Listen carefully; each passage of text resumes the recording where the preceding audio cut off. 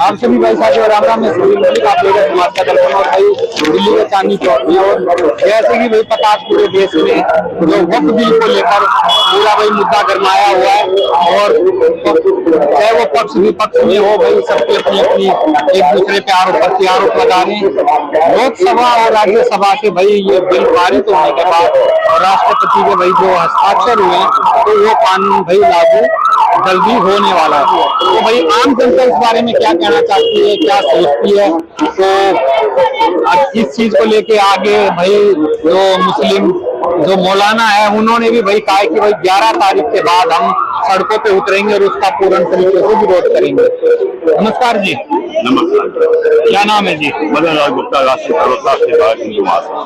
Sir, जो वक्फ bill के ऊपर पारित हो गया लोकसभा में राज्यसभा में, तो आरोप प्रत्यारोप बहुत चल रहे हैं। एक तरफ जो तेजस्वी यादव कह रहे हैं कि अगर हमारी सरकार आई तो इस बिल को फाड़ के हम कूड़ेदान में डाल देंगे।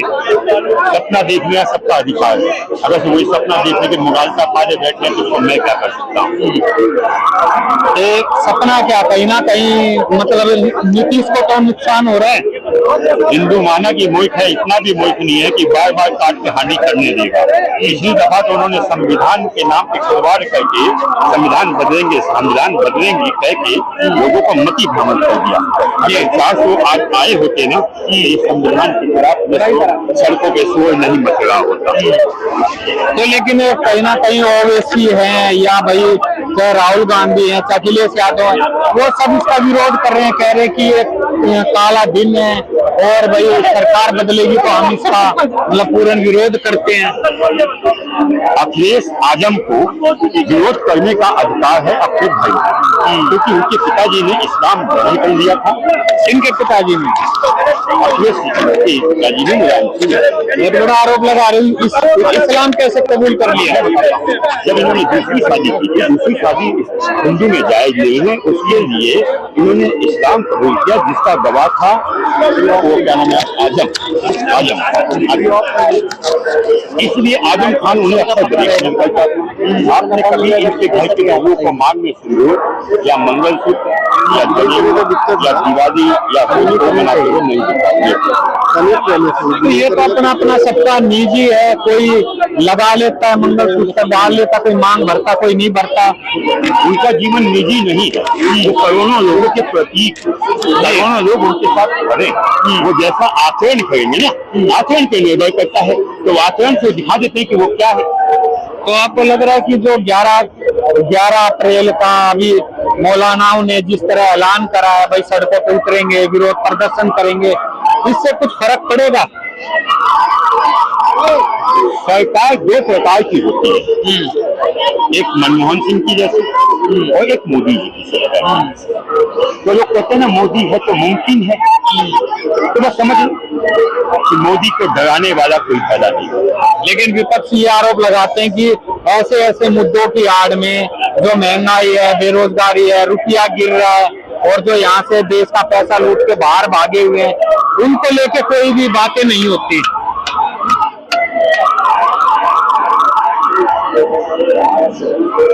वो हवाई जहाज क्या नाम था उसका, जो हवाई जहाज चलाता था, विजय माल्या को पैसा देती है कांग्रेस सरकार।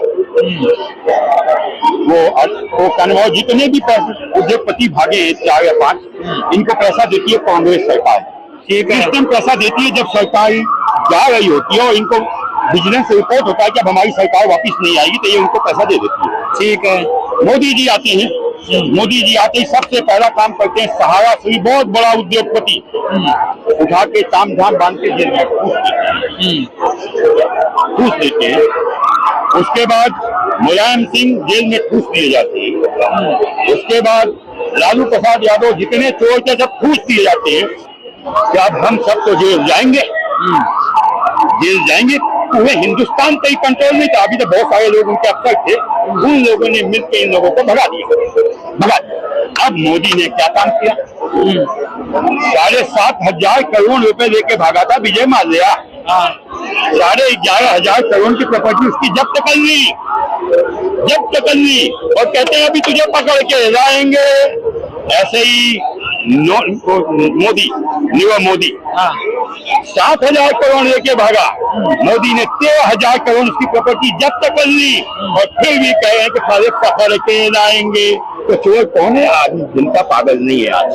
अच्छा सर, ये बताइए कि बिहार के चुनाव भी होने हैं और नीतीश कुमार की चुप्पी, क्योंकि विपक्ष को कहीं ना कहीं उम्मीद थी और मुस्लिम समाज को भी उम्मीद थी कि भाई वक्फ बिल पर ये नायडू और जो नीतीश कुमार हैं ये जरूर कुछ ना कुछ विरोध करेंगे और ये बिल को रोक लेंगे, लेकिन उल्टा हो गया।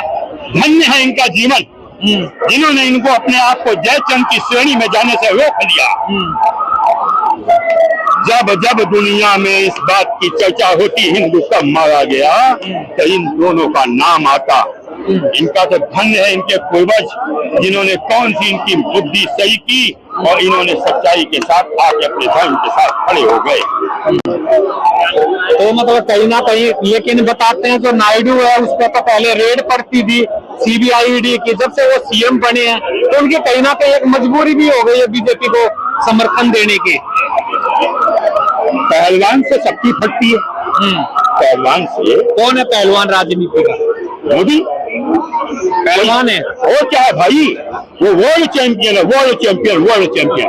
अमेरिका कहता है मोदी, रशिया कहता है मोदी, यूक्रेन कहता है मोदी, वो सब दुश्मन एक दूसरे को मार रहे कहते हैं मोदी। वो इससे बड़ा पहलवान दुनिया में कौन होगा? उसके बाद दूसरे नंबर पे है पहलवान अमेरिका का राष्ट्रपति।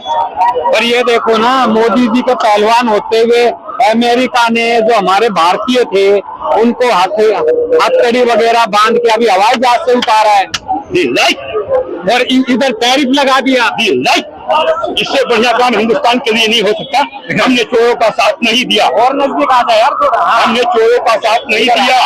हमने चोरों का साथ नहीं दिया। जो 1-1 करोड़ 1.5 करोड़ रुपए खर्च करके यहाँ से भागे थे, क्या वो राष्ट्रभक्त थे? क्या वो मजदूर थे?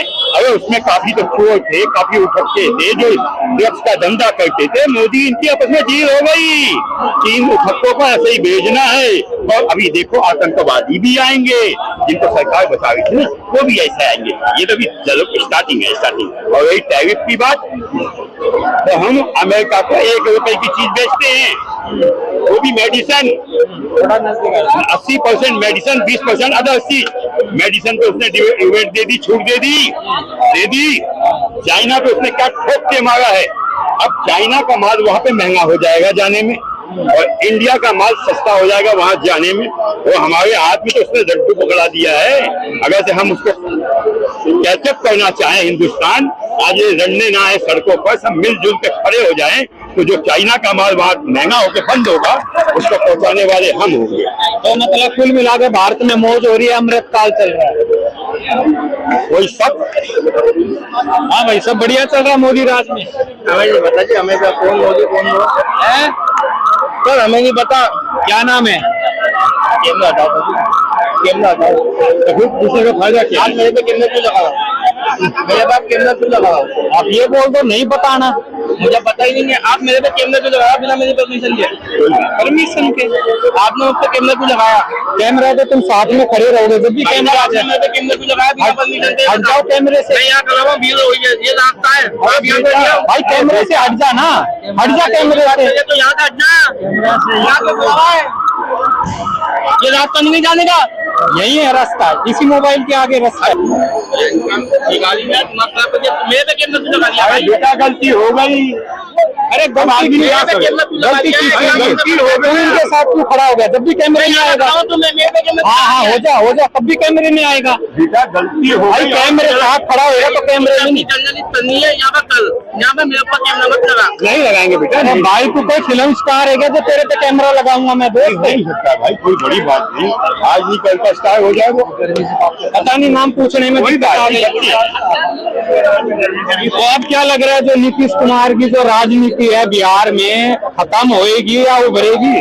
जिसे मैं 5,000 दिन भर में गालियां बकता था, आज मैं उसको नमस्कार करता हूं और मैं पूरे हिंदू समाज से चाहूंगा कि वो उसका मनोबल बढ़ा दे, उसका मनोबल गिरने ना दे। बस इसका नीतीश जी का था। लेकिन बता रहे हैं विपक्ष तो ये कह रही है कि जैसे जैसे औरों की राजनीति खत्म हुई, अभी तक नीतीश का भी मतलब एंड हो लिया। एंड में बात का भी हो गया, राजनीति का एंड में बात का भी हो गया।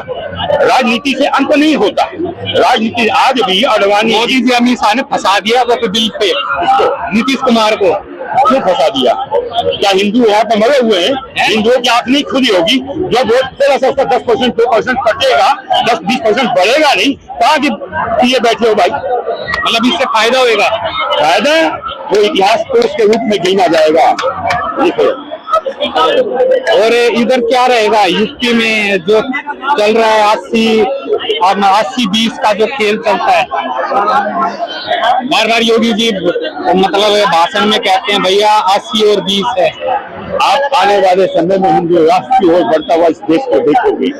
नेपाल में हो गई ना उठ गई आवाज, अभी बहुत सारे देश इस भूमि पे जन्म लेने वाले हैं हिंदू राष्ट्र के रूप में। तो अब आपको क्या लग रहा है कि अगला कदम आप मोदी जी का क्या रहेगा? 370, 3 तलाक, वक्फ बिल, अब आगे क्या? आजादी किससे? इंडिया से। इंडिया भारत एक ही तो है। ऐसे कैसे? इंडिया तो गुलामी की प्रतीक, हमें थोपा गया नाम है। जिस दिन इस इंडिया को हटाएंगे, हिंदुस्तान भारत कुछ भी कर दे, मतलब इवन खालिस्तान भी पूरे देश को कर दे, तब भी हमें कोई विरोध नहीं। लेकिन जिन अंग्रेजों ने हमारे ऊपर कब्जा किया हुआ था, उनके नाम को हम तक कई। और आरोप ये लगता है कि बीजेपी वाले सिर्फ मुगलों के लिए बोलते हैं, अंग्रेजों के लिए नहीं बोलते कि अंग्रेजों ने जो जो चीजें बनाई है देश में उनको तोड़ देंगे, लेकिन मुगलों की चीजों को तो तोड़ा जा रहा है। कोई अंग्रेज आपको लड़ता हुआ दिखाई दिया कि ये राष्ट्रपति भवन मेरा है, छोड़ दो? कोई अंग्रेज आपको लड़ता हुआ दिखाई दिया कि ये संसद मेरा है, छोड़ दो? कोई अंग्रेज ये लड़ता हुआ दिखाई दिया कि ट्रेन मेरा है, मुझे छोड़ दो? अरे वो तो लड़ ही नहीं है, वो बेचारे तो जैसे चले गए। अत्याचार बहुत करा, अत्याचार किया? किसने अत्याचार नहीं किया? उन्होंने पेटों में चक्कू मार के बच्चे निकाल के मारे हैं। अरे अत्याचार तो हमने ऐसे ऐसे अत्याचार देखे जो करो तो लोग के खड़े हो जाए, महीनों तक खाल उतार उतार के दे गए हैं, उंगली से आग निकाल के मार दिया है, जीप काट के देखे गए। अत्याचार मतलब उनके मुकाबले अंग्रेज सही थे, फिर भी देवता थे, देवता। नमन नमन उनको नमन है मेरा। अगर से वो ना आए होते, 150 साल राज ना किया होता, हमें शक्ति ना मिली होती, तो मैं भी शायद इस्लाम ग्रहण करते थे तो जब पड़ रहा हूँ। तो इस मामले में अंग्रेजों ने बचा लिया। धन्यवाद। तो भैया तमाम बातें, तो वीडियो को ज्यादा शेयर करना, अपनी राय जरूर देना। सभी भाई साथियों में भी राम राम।